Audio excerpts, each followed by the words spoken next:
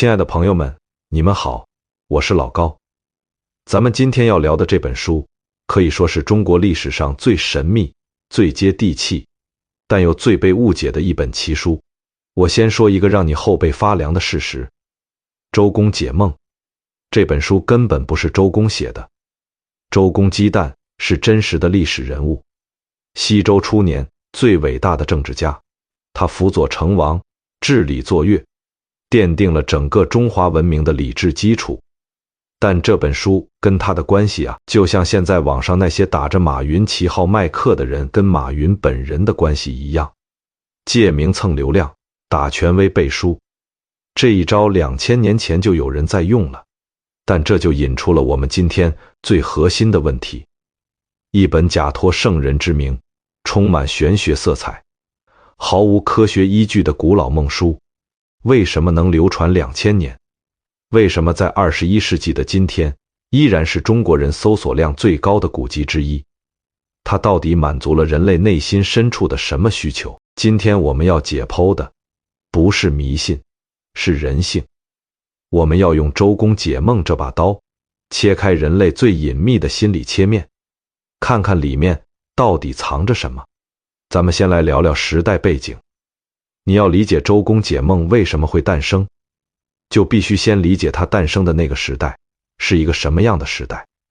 中国历史上有一个反复出现的周期，盛世之后必有乱世，乱世之中人心惶惶，信息不透明，未来不可预测。普通人在巨大的历史洪流里，就像一片树叶，完全不知道自己明天会飘向哪里。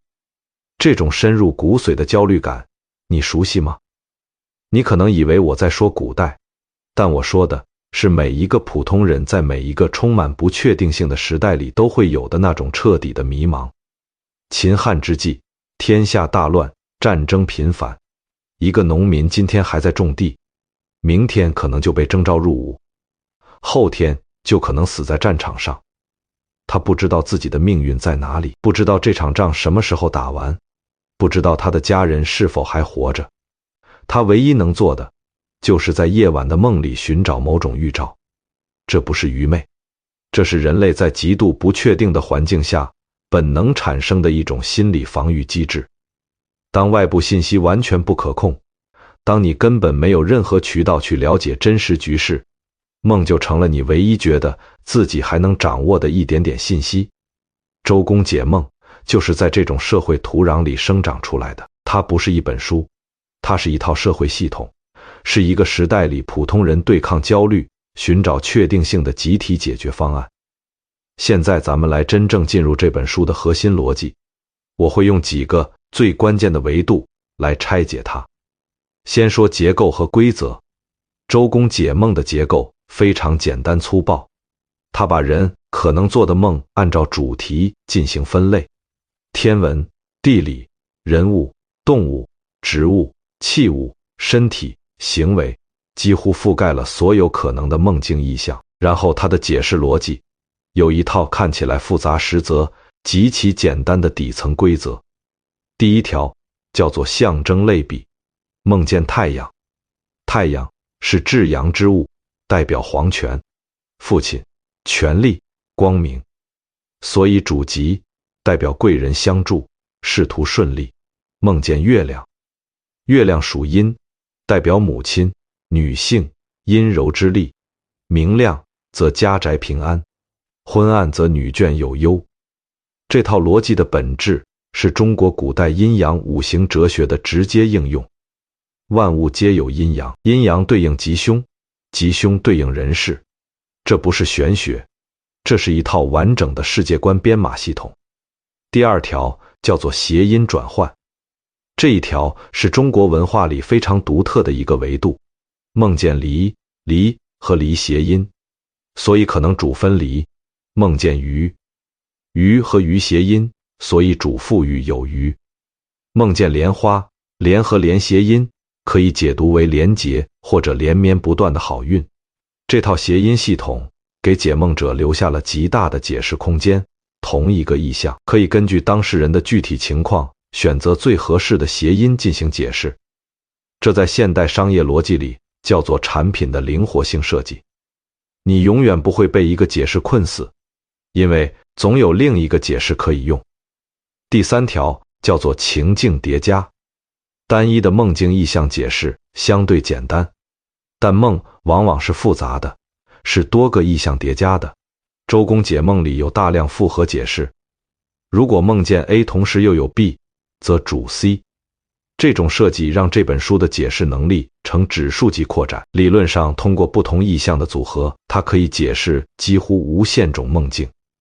这就是为什么这本书能流传2000年而不过时，因为它的系统设计本身就具备了极强的扩展性和适应性。好了，现在说完了规则，我们来说梦的分类，以及每一类梦背后映射的人性。周公解梦里有一类梦的出现频率是最高的，也是让现代人搜索最多的，那就是关于死亡的梦。梦见亲人去世，梦见自己死亡，梦见棺材，梦见葬礼，梦见鬼魂。按照周公解梦的解释体系，这类梦大多数情况下是主吉的。梦见棺材，主升官发财；梦见死人，主有喜事；梦见自己死了，主长寿。很多人第一次看到这个解释，会觉得匪夷所思，死亡怎么会是吉兆？但如果你理解中国古代的哲学逻辑，你就会明白，这里面有一种非常深刻的辩证思想。物极必反，阴极生阳，死亡是最极致的阴，阴极之后必然转阳，这是中国哲学里否极泰来思想的直接体现。但从心理学角度来看，这个解释还有更深的一层含义。心理学研究告诉我们，梦见死亡往往代表的是一种深层的焦虑感，一种对失去的恐惧，一种对改变的抗拒，或者一种对某段关系或某种状态即将结束的潜意识感知。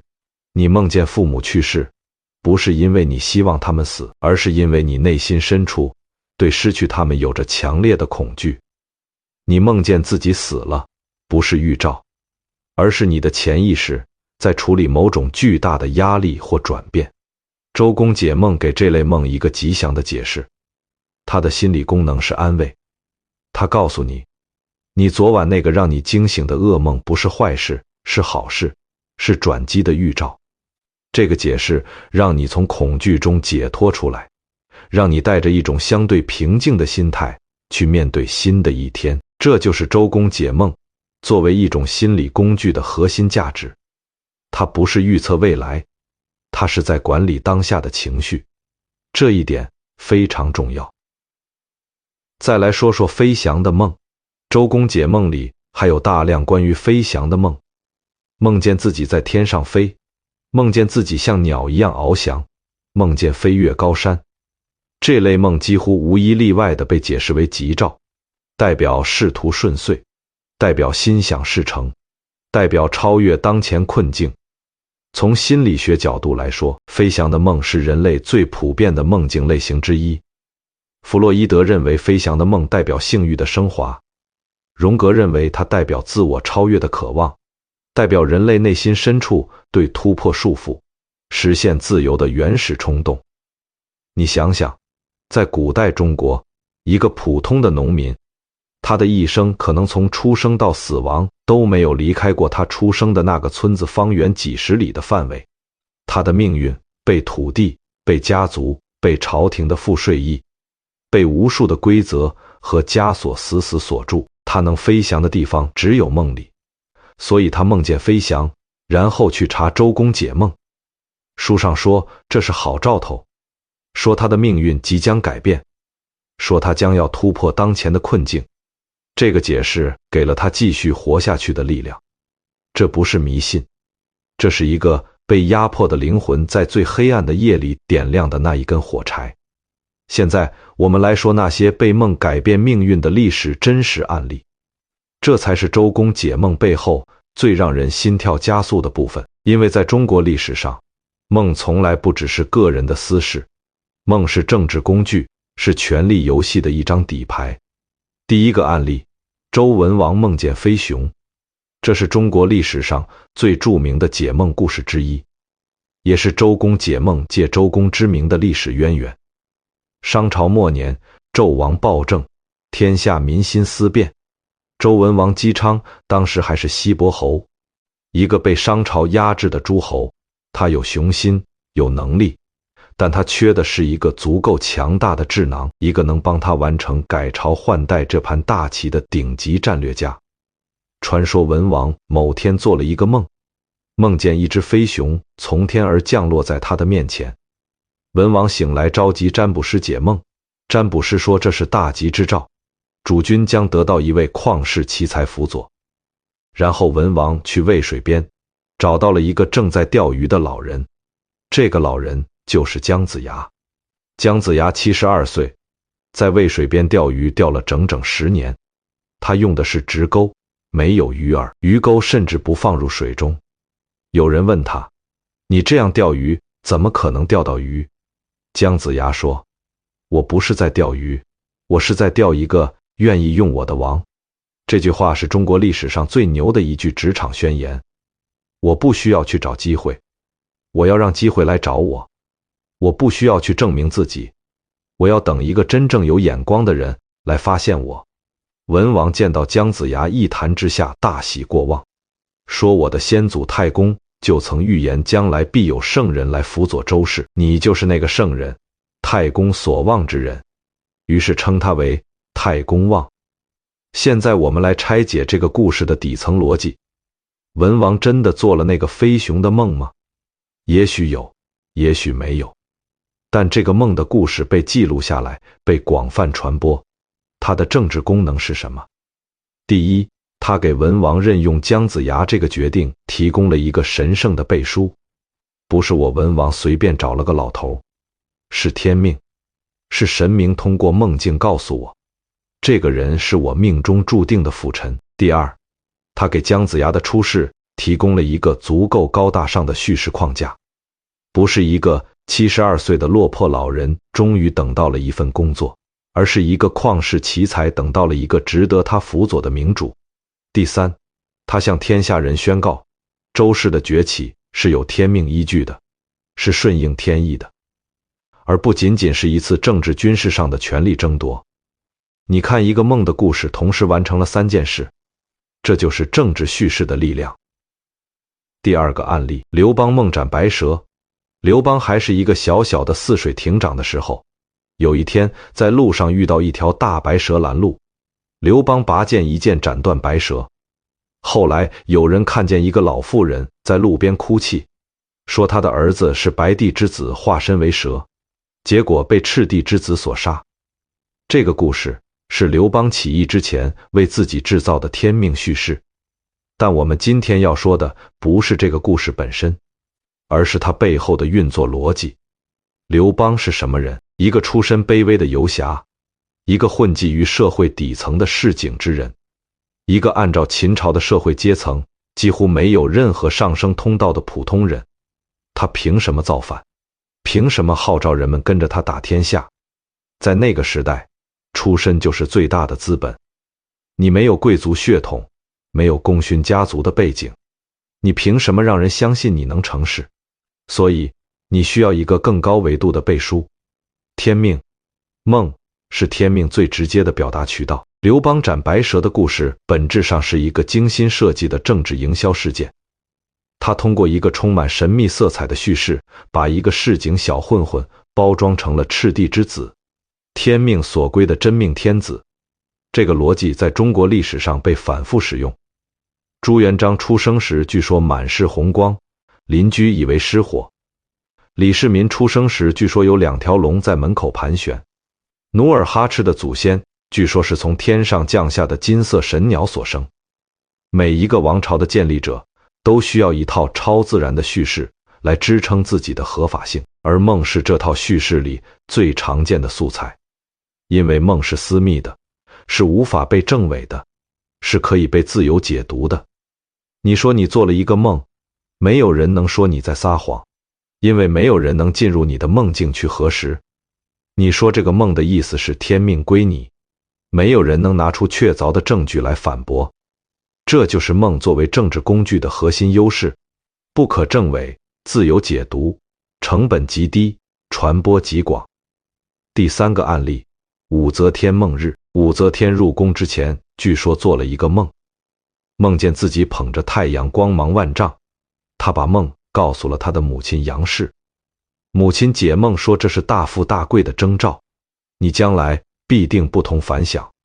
后来武则天入宫，成为唐太宗的才人，再后来成为唐高宗的皇后，再后来成为中国历史上唯一一位正式称帝的女皇帝。现在我们来拆解武则天这个案例。武则天是中国历史上最具争议的人物之一，她的政治手腕、权谋智慧、铁腕统治都已经被无数历史学家分析过了。但我今天想说的是，她和梦的关系背后一个非常现代的逻辑。武则天在成为皇后之前面临的最大挑战是什么？不是政治对手，不是宫廷阴谋，而是合法性问题。一个出身并不高贵的女人如何成为天下之主？她需要构建一套让人信服的叙事，那个梦见日月的故事，那个关于她出生时满是异象的传说，那个关于她命格贵不可言的各种预言，都是这套叙事的组成部分。她不只是在利用迷信，她是在用当时所有人都能理解的语言向天下人宣告一件事：我不是普通人，我的权利不是靠阴谋夺来的，是天命，是神明早就安排好的。这个逻辑放到今天叫做品牌叙事。一个成功的品牌不只是卖产品，它卖的是一个故事，一个让消费者觉得自己在参与一件伟大的事情的故事。武则天是中国历史上最早的个人品牌运营大师之一，而梦是她品牌故事里最重要的一个元素。第4个案例，苦命书生与解梦谋生。说完了帝王将相，我们来说一个普通人的故事。在中国古代有一个职业叫做解梦师，或者叫卖卜者。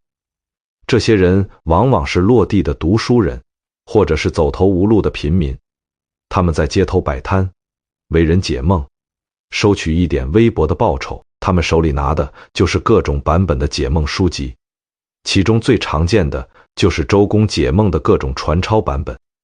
我想让你想象一个场景，某个朝代的某座城市，清晨的集市刚刚开始，一个穿着破旧长衫的中年男人在街角摆下一张小桌，桌上放着一块木牌，上面写着周公解梦，一文钱一卦。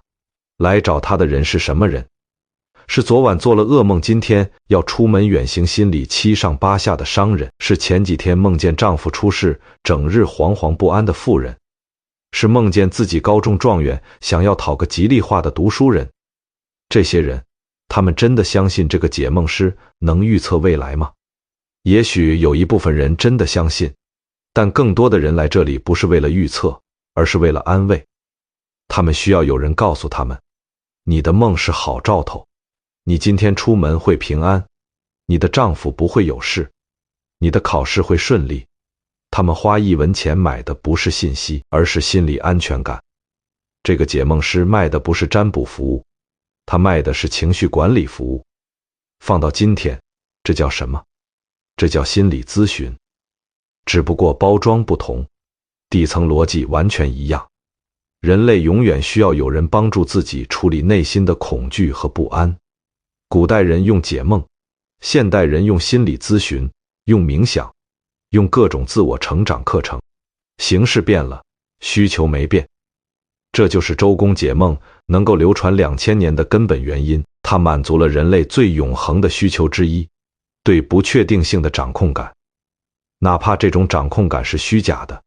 现在我们来深入拆解周公解梦里几个最具代表性的梦境类别，以及它们背后映射的人性真相。先说财富类的梦。周公解梦里关于财富的梦有一套非常有意思的解释逻辑。梦见捡到钱不一定是好事，有时候反而主破财；梦见丢钱反而可能主财运将至；梦见有人送你金银，要看送礼者是谁，是熟人还是陌生人，是活人还是死人，解释完全不同。这套逻辑乍一看很奇怪，为什么捡到钱反而不好？但从心理学角度来分析，这里有一个非常深刻的洞察：人类对财富的渴望和恐惧往往是同时存在的。你渴望财富，所以你梦见捡钱，但你同时害怕财富带来的变化，害怕富裕之后的各种风险和责任，所以你的潜意识里对财富的到来是有一种隐隐不安的。周公解梦把梦见捡钱解释为可能主破财，这个解释在心理层面恰好回应了你内心深处那种对财富的复杂情感。他告诉你，你对财富的警惕感是有道理的，你要小心，你要谨慎。这个解释反而让你在日常生活中对财务风险保持一种健康的警觉。你看，一个看似荒诞的解梦逻辑，背后藏着一种朴素的风险管理智慧。再说权力类的梦，在古代，权力类的梦是解梦师最谨慎处理的一类。为什么？因为梦见皇帝、梦见龙、梦见登上高位这类梦是高度敏感的。如果一个普通人做了梦见自己当皇帝的梦，然后到处宣扬，那是要掉脑袋的。所以周公解梦在处理这类梦的时候，有一套非常微妙的解释策略。梦见皇帝通常解释为将有贵人相助或者官运亨通，而不是你将成为皇帝。梦见龙解释为吉祥如意、家族兴旺，而不是你有天子之命。这套解释把一个可能被认定为大逆不道的梦转化成了一个完全无害的吉兆。这是一种非常精妙的政治安全法设计，它让普通人能够在不触犯政治红线的前提下满足自己对权力和成功的幻想。你做了一个当皇帝的梦，你不能说你要当皇帝，但你可以说你的梦预示着你将来会有贵人帮助，会在仕途上有所进展。这个解释满足了你的欲望，同时把你的欲望控制在一个安全的边界内。这就是周公解梦作为一种社会控制工具的一面。它不只是在安慰个人，它在维护整个社会的秩序稳定。再来说情感类的梦，周公解梦里关于情感的梦是最丰富也最复杂的一类。梦见结婚，梦见离婚，梦见爱人，梦见陌生的异性，梦见自己的父母，梦见已故的亲人。这类梦是普通人最常做也最想知道意思的。周公解梦里有一条非常有意思的解释：梦见已故的亲人通常主吉，主家宅平安，主亲人在另一个世界过得好，主家族将有好事发生。这条解释我每次读到都会有一种复杂的情绪。你想想，在古代医疗条件极其有限，人均寿命很短，几乎每个家庭都有过痛失亲人的经历。一个人在梦里见到了已故的父母、已故的孩子、已故的兄弟，那种梦醒之后的心碎是现代人很难完全体会的。周公解梦告诉你，这个梦是好事，你的亲人在另一个世界很好，他们来梦里见你是来告诉你一切都好，是来保佑你的。这个解释的功能不是预测，而是疗愈。它帮助一个在悲痛中挣扎的人找到一个让自己继续活下去的理由。它告诉你，死亡不是终结，你和你爱的人之间的连接没有因为死亡而断开。这是人类文明里最古老的一种心理疗愈机制。我们不能因为它的形式是迷信，就否定它的功能是真实的。现在我们来到最核心的部分，我要拆解一个问题：周公解梦的底层逻辑到底是什么？它为什么能够在没有任何科学依据的情况下流传2000年，影响无数代中国人？我给出3个答案。第一个答案，它击中了人类最底层的心理需求，对确定性的渴望。人类是一种极其不擅长处理不确定性的动物，我们的大脑在进化过程中被设计成一台预测机器，时刻都在预测下一秒会发生什么，预测环境中的危险，预测他人的行为，预测未来的走向。这种预测能力是人类得以在残酷的自然环境中生存下来的核心优势，但这种能力也带来了一个副作用。当我们无法预测未来的时候，当信息严重不对称的时候，当外部环境充满不可控变量的时候，我们的大脑会产生强烈的焦虑。这种焦虑在现代人身上表现为对各种不确定性的过度担忧，股市波动、职场变化、感情危机、健康问题；在古代人身上表现为对天灾人祸、战争、疾病、命运无常的深深恐惧。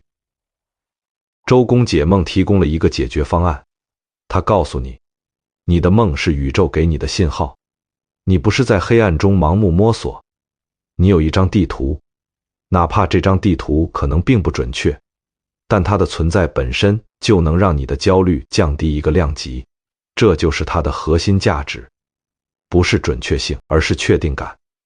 第二个答案，它构建了一套完整的自我叙事系统。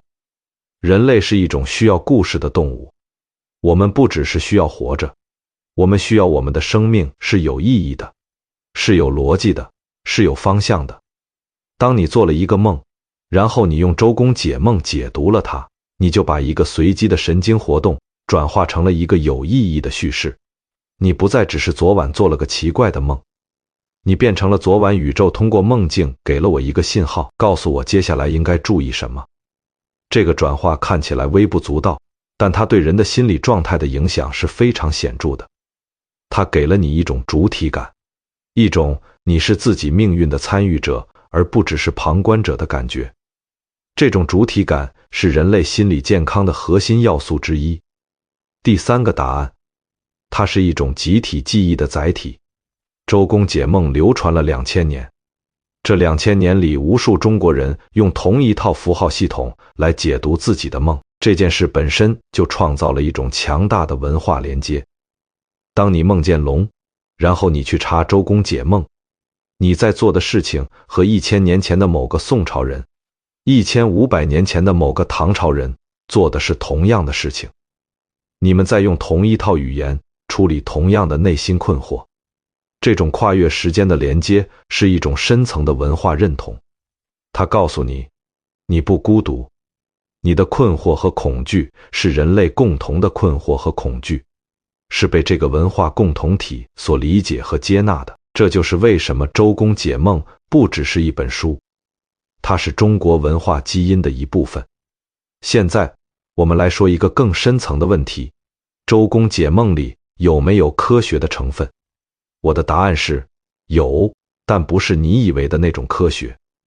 现代神经科学和心理学的研究已经证实了一件事，梦确实是大脑在处理情绪和记忆的过程中产生的。你白天经历了什么？你的情绪状态是什么？你内心深处的恐惧和渴望是什么？这些都会以各种方式在梦里呈现。弗洛伊德的梦境理论虽然在很多具体细节上已经被现代心理学修正，但它的核心洞察是正确的。梦是通往潜意识的一扇窗。从这个角度来说，周公解梦里的某些解释虽然用的是古代的符号系统，但它触碰到了一些真实的心理规律。比如梦见被追赶，通常主内心有压力，有逃避某事的心理。周公解梦把这类梦解释为近期可能有麻烦，要小心谨慎。这个解释和现代心理学的解读方向是一致的，只是语言体系不同。比如梦见水，通常和情绪有关。水的状态是清澈还是浑浊，是平静还是汹涌，往往反映了做梦者当时的情绪状态。周公解梦把水的梦境和家宅、财运、情感联系起来，虽然具体对应关系不同，但它确实捕捉到了水作为情绪象征的这个维度。所以周公解梦不是纯粹的胡说八道，它是古代人用他们当时能理解的语言对人类心理现象进行的一种系统性整理和解读。它的语言体系是阴阳五行，现代心理学的语言体系是神经科学和认知心理学，但他们在尝试解答的是同一个问题：人类为什么做梦？梦里的那些意象意味着什么？这个问题到今天我们依然没有完全解答。这就是为什么在21世纪，在人工智能和量子计算已经出现的时代，周公解梦依然有人看，依然有人信。因为我们依然不能完全解释梦，因为人类面对未知依然会感到恐惧和好奇，因为我们依然渴望有人告诉我们那个昨晚让我们惊醒的梦到底意味着什么。现在来说一个很多人不知道的事实，周公解梦这本书不是一本书，而是很多本书。在中国历史上，以周公解梦为名，或者以解梦为主题的书籍数量极其庞大。最早的梦书可以追溯到先秦时期，《山海经》里就有关于梦的记载。汉代有梦书，唐代有战梦书，宋代有梦林玄解，明清时期各种版本的周公解梦更是层出不穷。我们今天看到的周公解梦是经过无数代人的增删修改，融合了不同时代、不同地域的民间解梦传统，最终形成了一个复合文本。这意味着什么？这意味着周公解梦不是一个人的作品，而是整个中华民族2000年来对梦境经验的集体整理和总结。它里面有先秦的阴阳哲学，有汉代的团伪思想，有佛教传入之后的轮回观念，有道教的神仙体系，有儒家的伦理秩序，有民间的风俗信仰。它是一个文化的熔炉，一个把2000年中国人对梦的所有理解都装在里面的巨大容器。从这个角度来看，周公解梦的价值不在于它的预测准确性，而在于它作为文化文本的丰富性。它是一面镜子，照出了2000年来中国人最深层的恐惧、渴望、价值观和世界观。你看它里面关于什么梦主吉，什么梦主凶，你就能看出来古代中国人最渴望的是什么，最害怕的是什么。他们渴望长寿，渴望子孙繁盛，渴望五谷丰登，渴望仕途顺遂，渴望家族兴旺。他们害怕死亡，害怕贫穷，害怕被驱逐出家族和社群，害怕天灾，害怕战争。这些渴望和恐惧，2000年以来有多少真正改变了？你今天晚上睡觉之前担心的是什么？你担心工作，担心钱，担心孩子的未来，担心父母的健康，担心感情，担心社会的变化。换个包装，这和2000年前的中国人担心的是同样的东西。人性没有变，这就是周公解梦穿越2000年依然能够触动我们的根本原因。他讲的不是梦，他讲的是人。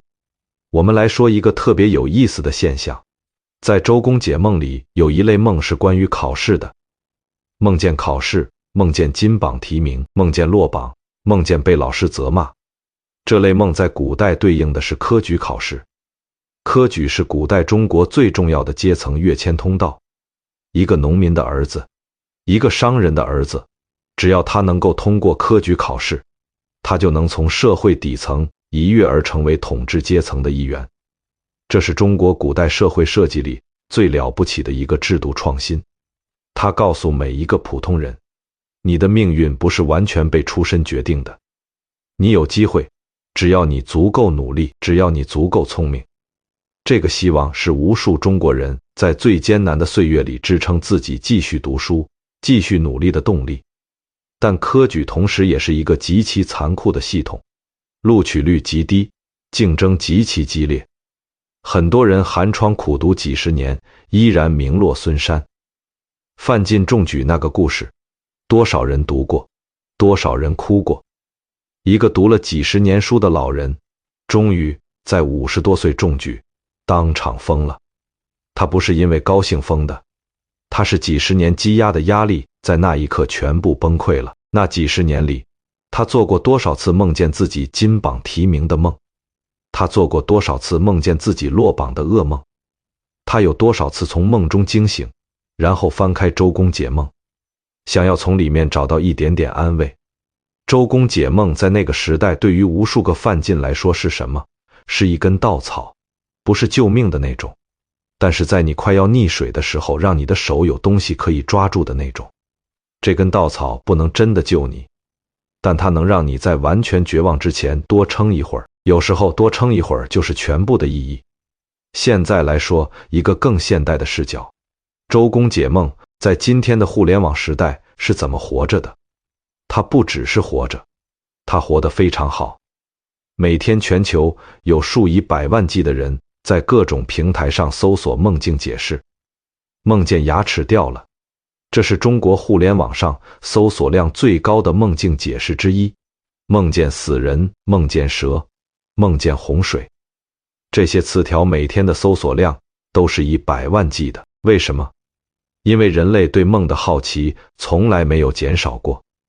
科学的发展让我们知道了梦是大脑的神经活动，但科学没有告诉我们为什么我们会在特定的时候做特定的梦，没有告诉我们梦里那些强烈的情感体验意味着什么。在这个信息填不满的空白里，周公解梦依然有它的位置。但更重要的是，周公解梦在今天的互联网时代已经进化了。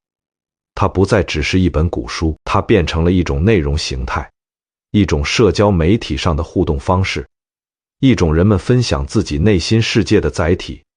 你在朋友圈发一条，昨晚梦见自己飞起来了，有没有人知道是什么意思？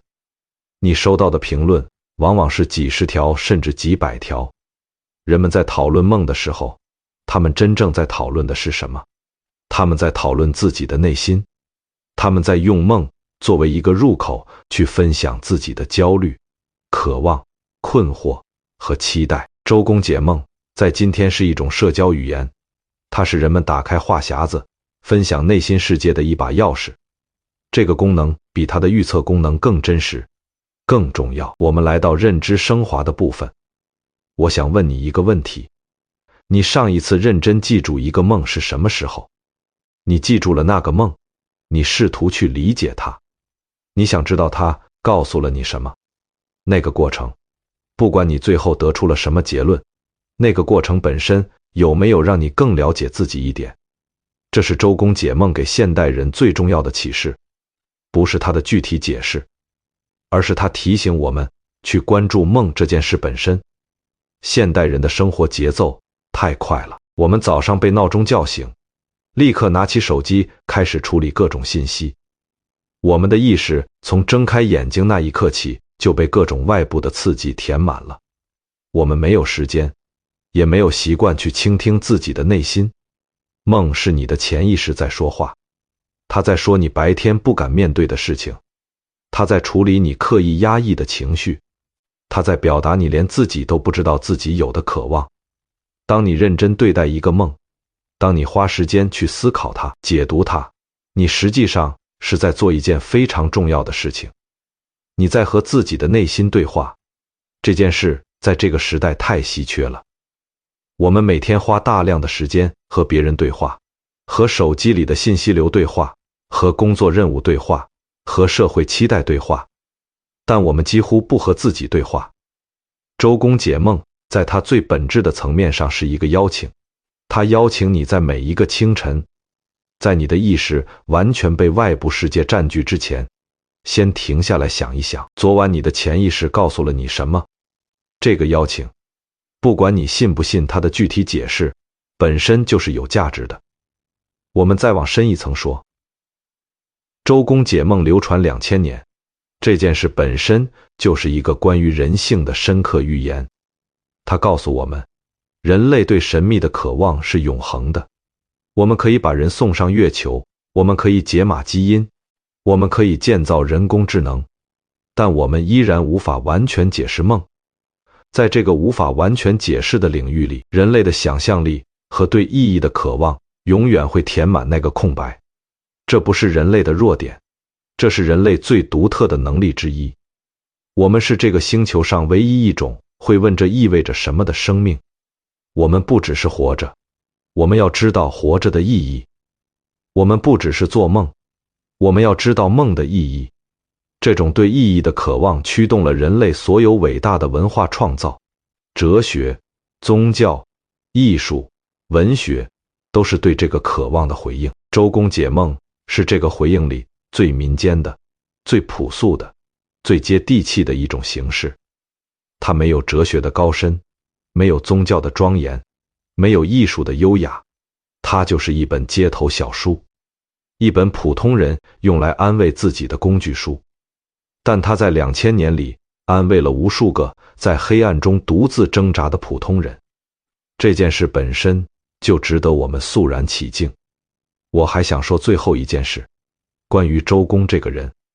我们说了，周公解梦和周公姬旦没有直接关系，但周公这个人是真实的，他的伟大是真实的。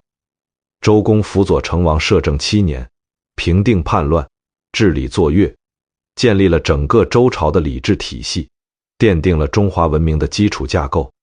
然后当成王成年，周公毫不犹豫地还政于王，退出权力中心。这件事在中国历史上是极其罕见的，一个手握天下大权的人主动放弃权力。中国历史上有多少人做到了这一点？很少，很少。周公做到了。孔子一生最崇拜的人就是周公。论语里孔子说：“久矣，吾不复梦见周公。”我已经很久没有在梦里见到周公了。这句话是孔子在感叹自己老了，感叹自己的理想越来越遥远，感叹那个他心目中最完美的政治理想，在他有生之年可能再也无法实现了。你看，连孔子这个中国历史上最伟大的思想家之一，也在用梦来表达自己最深沉的情感。梦见周公是孔子对那个理想时代的思念，梦不见周公是孔子对现实的绝望。而周公解梦这本书借用周公之名，某种程度上也是在借用那个理想时代的光辉。他在告诉每一个翻开他的人，你的梦是有人在关注的，是有意义的，是被这个伟大的文化传统所承载的。你不孤独，你的困惑，你的恐惧，你的渴望。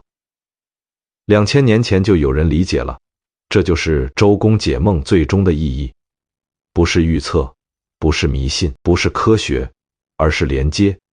它是一根线，把你和2000年前无数个同样在黑夜里辗转反侧的普通人连接在一起。你们做着相似的梦，你们有着相似的恐惧，你们渴望着相似的东西。这种连接叫做文明，这种连接叫做人类。所以，当有人嘲笑那些还在查周公解梦的人，说他们迷信，说他们落后，说他们不科学的时候，我想说，等一等。